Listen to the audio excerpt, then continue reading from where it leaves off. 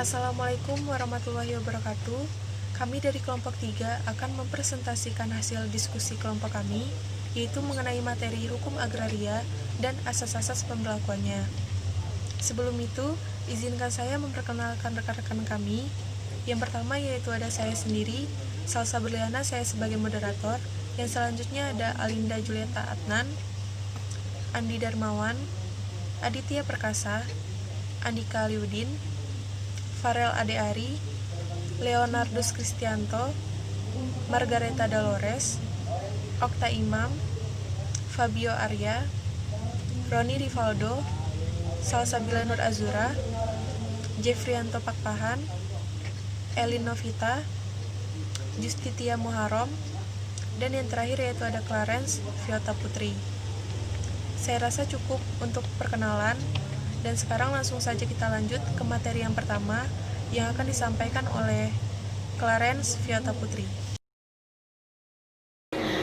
Dalam Undang-Undang Nomor 5 Tahun 1960 tentang Peraturan Dasar Pokok-pokok Agraria LNRI Tahun 1960, Nomor 104 dan TLNRI Nomor 2043 yang lebih dikenal dengan sebutan Undang-Undang Pokok Agraria, hanya memberikan ruang lingkup agraria secara jelas yang meliputi air, ruang, angkasa, bumi, dan kekayaan yang terkandung di dalamnya, yaitu pada pasal 2 ayat 1 Undang-Undang Pokok Agraria. Pengertian hukum agraria menurut pakar-pakar hukum.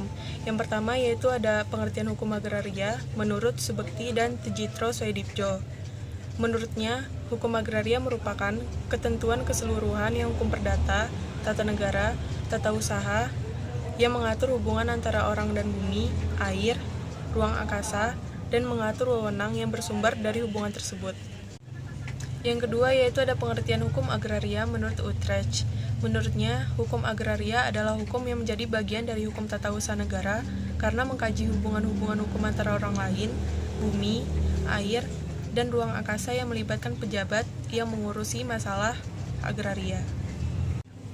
Yang ketiga yaitu ada pengertian hukum agraria menurut Sahnan. Menurutnya, hukum agraria adalah suatu kelompok berbagai bidang hukum yang masing-masing mengatur hak-hak penguasaan sumber-sumber daya alam tertentu, yang termasuk ke dalam kelompok-kelompok bidang hukum tersebut yaitu ada hukum tanah, hukum air, hukum pertambangan, hukum perikanan, dan hukum penguasaan atas tenaga dan unsur-unsur yang ada dalam ruang angkasa. Menjelaskan tentang sejarah hukum agraria di Indonesia. Sebelum kemerdekaan, hukum agraria yang ada di Indonesia bersumber pada hukum adat yang berkonsepsi komunilatif religius, serta ada juga yang bersumber pada hukum perdata barat yang bersifat individualistik liberal. Sebagai akibat dari hukum yang dibawa oleh bangsa kolonial ke Indonesia, selain itu ada pula yang berasal dari berbagai bekas peraturan pemerintahannya. Suat praja yang umumnya bersifat berkonsepsi federal. Hukum agraria dualisme dikatakan hukum antara golongan hak. Sejak merdeka sampai berlakunya undang-undang sejak Indonesia merdeka tanggal 17 Agustus 1945, hukum agraria yang lama tidak dapat memberikan kepastian hukum bagi masyarakat Indonesia. Sebebas lain berlakunya hukum yang ada di masyarakat. Hukum yang kemudian agraria tanggal 24 September 1960 dan gotong royong nomor 5 tahun 1960. Sejak merdeka sampai berlakunya UU-PA, sejak Indonesia merdeka, hukum agraria yang lama tidak memberikan kepastian hukum bagi masyarakat. Sebab selain hukum adat, hukum perdata barat bersifat diskriminasi, di mana hanya berlaku bagi golongan Eropa dan Timur asing Tionghoa. Inilah yang mendorong lahirnya revisi Undang-Undang tentang Hukum Agraria yang kemudian menjadi Undang-Undang Nomor 5 Tahun 1960 dan terjadi perubahan secara fundamental di bidang pertahanan. Namun yang paling mendasar yaitu tujuan dari UU-PA mewujudkan apa yang digariskan dalam pasal 33 ayat 3 UUD NRI 1945. Sejak berlakunya UU PA telah membawa dampak baik dengan dicabutnya secara tegas peraturan yang tidak sesuai dengan dicabutnya pasal 51 Index Stats Regeling, penghapusan pernyataan domain serta hak agraris eigendom yang merupakan produk hukum kolonial pada periode Orde Baru.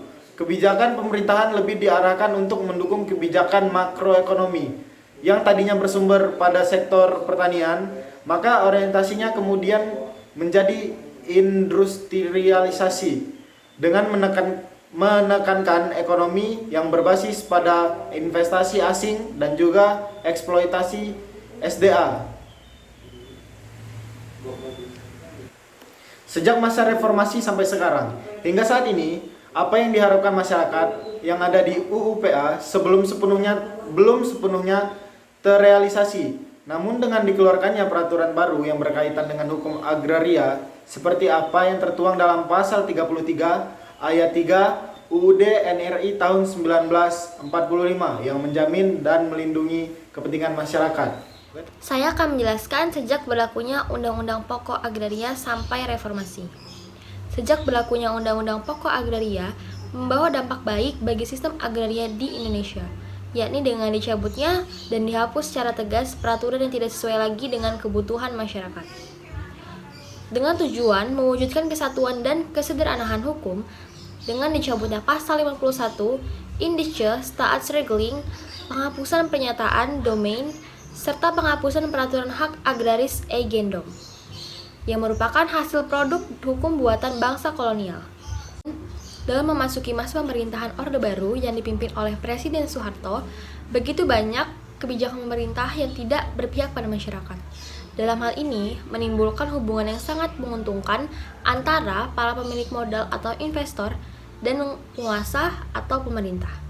Yang tadinya bersumber pada sektor pertanian, maka orientasinya kemudian menjadi industrialisasi dengan menekankan kebutuhan ekonomi yang berbasis pada investasi asing dan juga eksploitasi sumber daya alam atau sektor ekstraktif.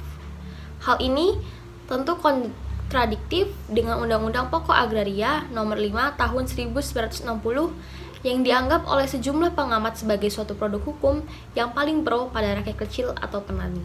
Dengan lahirnya masa reformasi, menandakan bahwa pemerintah Orde Baru telah berakhir, dan menjadi harapan bahwa hal ini dapat menjadi awal langkah dalam mengkikis habis akibat-akibat kebijakan dan praktik-praktik Orde Baru yang tidak pro pada masyarakat, terutama kaum petani. Selanjutnya, sejak masa reformasi sampai sekarang, hingga saat ini, apa yang diharapkan masyarakat yang tertuang dalam Undang-Undang Pokok Agraria belum terrealisasi sepenuhnya dengan baik. Namun dengan dikeluarkannya peraturan baru yang berkaitan dengan kehidupan hukum agraria, Indonesia menjadi bukti bahwa pemerintah Indonesia berusaha untuk merealisasikan apa yang tertuang dalam Undang-Undang Pokok Agraria sehingga menjamin dan melindungi kepentingan masyarakat, terutama masyarakat miskin, dan pengadaan lahan bagi para petani agar terwujud seperti apa yang tertuang dalam pasal 33 ayat 3 Undang-Undang Dasar Negara Republik Indonesia tahun 1945. Ini saya akan menjelaskan tentang politik hukum pemerintah terhadap kebijakan hukum pertanahan pada zaman penjajahan kolonial Belanda. Pengaruh politik pertanahan dapat dilihat dari tindakan pemerintah di mana politik dimulai pada tahun 1830 ditandai dengan Perang Napoleon. Politik yang diterapkan ada 3, yang pertama Kulturstelsel, yang kedua Agrariswet, dan yang ketiga Agrarisbeswet. Di mana dalam pasal 1 Agrariswet menyebutkan tanah tidak bisa dibuktikan kepemilikannya dengan sangat berpihak pada kepentingan swasta, tapi ada sebagian yang melindungi kepentingan di Indonesia. Sesungguhnya dalam pembelian hak atas tanah, negara tidak perlu bertindak sebagai kepemilikan. Cukup bila UU memberi wewenang pada penguasa untuk membuat suatu pada penguasa. Membahas tentang perkembangan pasca kolonial. Pada tahun 1950, kebijakan kolonial Belanda berubah dari sebelumnya, karena bangsa Belanda menarik ahli-ahli hukum Indonesia agar mau menambah ilmu di negara Belanda. VOC yang pada mulanya sebagai serikat dagang akhirnya bermaksud lain, yaitu mengurus anak-anak negeri. Belanda membuat KUHD atau KVK, Wetboek van Koophandel, yang dibentuk untuk kepentingan dagang. Maka, politik dagang yang muncul berubah menjadi politik etik. Kalau dihubungkan dengan domain Verklaring dengan Undang-Undang Negara Republik Indonesia tahun 1945, Pasal 33 ayat 3 dan Peraturan Agraria Nomor 5 tahun 1999 dijelaskan A. Pelepasan hak atas tanah sesuai Undang-Undang Nomor 5 tahun 1961. B. Penyerahan hak atas tanah sesuai ketentuan Kepres Nomor 55 tahun 1963. C. Pencabutan hak atas tanah Pasal 18 UU PA. Masa sejak proklamasi 17 Agustus 1945. Pada masa ini, perkembangan hukum agraria di Indonesia mengalami kemajuan. Ini ditandai dengan peraturan perundang-undangan terkait dengan hukum agraria, yaitu 1. Undang-Undang Nomor 13 Tahun 1946 tentang penghapusan hak istimewa dari Desa Verdikan di Majumas. 2. Undang-Undang Nomor 28 Tahun 1956 tentang mekanisme pengawasan bagi pemindahan hak atas perkebunan. 3. Undang-Undang Nomor 29 Tahun 1956 tentang peraturan tindakan terhadap perkebunan. 4. Undang-Undang Nomor 51 Tahun 1960 tentang larangan pemakaian tanah tanpa izin yang berhak atas kuasanya ada ancaman tanah yang tidak selalu dibenarkan. 5. Undang-Undang Nomor 6 Tahun 1952 yang mengganti Undang-Undang Nomor 6 Tahun 1951. 6. Undang-Undang Nomor 1 Tahun 1958 tentang penghapusan tanah partikulir atau agendum kepada pemiliknya dikenakan ganti rugi. Saya akan menjelaskan tentang ruang lingkup hukum agraria. Ruang lingkup hukum agraria menurut UU PA adalah ruang lingkup sumber daya agrarian atau sumber daya alam. Ruang lingkup hukum agraria dapat dijelaskan sebagai berikut. Yang pertama, bumi. Bumi menurut pasal 1 ayat 4 adalah permukaan bumi. Dan permukaan bumi menurut pasal 1 ayat 4 adalah tanah. Yang kedua adalah air. Air menurut pasal 1 ayat 5 adalah air berada di perairan pedalaman maupun yang berada di wilayah Indonesia. Dalam pasal 1 ayat 3 Undang-Undang Nomor 11 Tahun 1974 tentang perairan, bahwa pengertian air meliputi air yang terdapat di dalam atau berasal dari sumber-sumber air, yang baik yang terdapat di atas maupun yang terdapat di laut. Yang ketiga ada ruang angkasa. Ruang angkasa menurut pasal 1 ayat 6 UU PA adalah ruang di atas bumi wilayah Indonesia dan ruang di atas air wilayah Indonesia.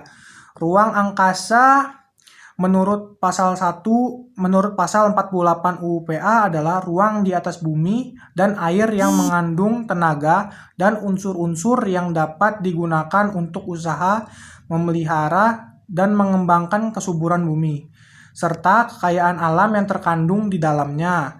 Dan yang keempat, kekayaan alam yang terkandung di dalamnya. Kekayaan alam yang terkandung di dalam bumi disebut bahan, yaitu unsur-unsur kimia, mineral, dan segala macam batu, termasuk batu-batuan mulia yang merupakan endapan-endapan alami sesuai dengan Undang-Undang Nomor 1 Tahun 1967 tentang ketentuan pokok pertambangan. Bidangan dan pokok bahasan hukum agraria dibagi menjadi dua, yaitu 1. Hukum agraria dalam arti sempit dan 2. Hukum agraria dalam arti luas. Hukum agraria dalam arti sempit yaitu hak yang membahas tentang hak penguasaan atas tanah, meliputi 1. Hak bangsa Indonesia atas tanah, 2. Hak menguasai dari negara atas tanah, 3. Hak ulayat, dan 4. Hak perseorangan atas tanah. Sedangkan hukum agraria dalam arti luas, materinya yaitu 1. Hukum pertambangan yang berkaitan tentang kuasa tambang, 2. Hukum kehutanan yang berkaitan tentang hak penguasaan kehutanan, 3. Hukum hukum perairan yang kaitannya dengan hak guna air. 4. Hukum ruang angkasa yang berkaitan dengan hak ruang angkasa. 5. Hukum lingkungan hidup yang dalam kaitannya dengan tata guna tanah atau land Saya akan menjelaskan tentang pengertian hukum tanah. Effendi Perangin menyatakan bahwa hukum tanah adalah keseluruhan peraturan-peraturan hukum, baik yang tertulis maupun tidak tertulis, yang mengatur hak penguasaan atas tanah yang merupakan lembaga hukum yang hubungan hukum yang konkret. Objek hukum tanah adalah hak penguasaan atas tanah, di mana yang dimaksud dengan hak penguasaan atas tanah adalah hak yang berisi kewajiban bagi pemenang haknya untuk berbuat sesuatu untuk tanah yang dimiliki. Hierarki hak penguasaan atas tanah dalam hukum tanah nasional adalah 1. Hak bangsa Indonesia atas tanah. 2. Hak menguasai dari negara atas tanah. 3. Hak ulayat masyarakat atas hukum adat. 4. Hak perseorangan meliputi 1. Hak atas tanah. 2. Wakaf tanah hak milik. 3. Hak jaminan atas tanah atau tanggungan. 4. Hak milik atas satuan rumah susun. Menjelaskan tentang asas-asas hukum agraria di Indonesia. Asas hukum agraria di Indonesia ada 9. Yang pertama, asas nasionalisme. Asas nasionalisme ialah suatu asas yang menyatakan bahwa negara Indonesia saja yang dapat mempunyai hak milik atas tanah atau yang mempunyai hubungan dengan bumi. Yang kedua, ada asas dikuasai oleh negara, bahwa bumi, air, ruang angkasa termasuk kekayaan alam yang terkandung di dalamnya itu pada tingkat tinggi dikuasai oleh negara sesuai pasal 2 ayat 1 UU PA. Dan yang ketiga, ada asas hukum adat yang disener, bahwa hukum adat yang dipakai sebagai dasar hukum agraria adalah hukum adat yang sudah dibersihkan dari segi negatifnya. Dan yang keempat, ada asas fungsi sosial, suatu asas yang menyatakan bahwa penggunaan tanah tidak boleh bertentangan dengan hak orang lain dan kepentingan umum sesuai pasal 6 UU PA.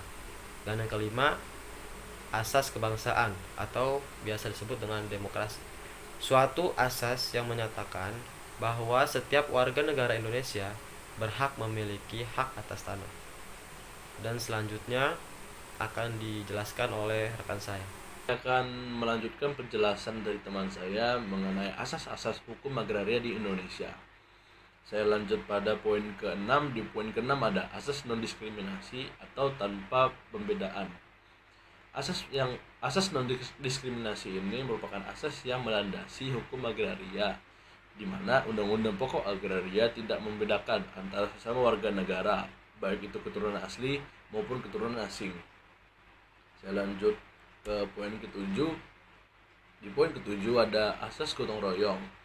Asas gotong royong ini menyatakan bahwa segala usaha bersama dalam lapangan agraria didasarkan atas kepentingan bersama, bukan untuk kepentingan individu maupun suatu golongan. Yang ke-8 ada asas unifikasi.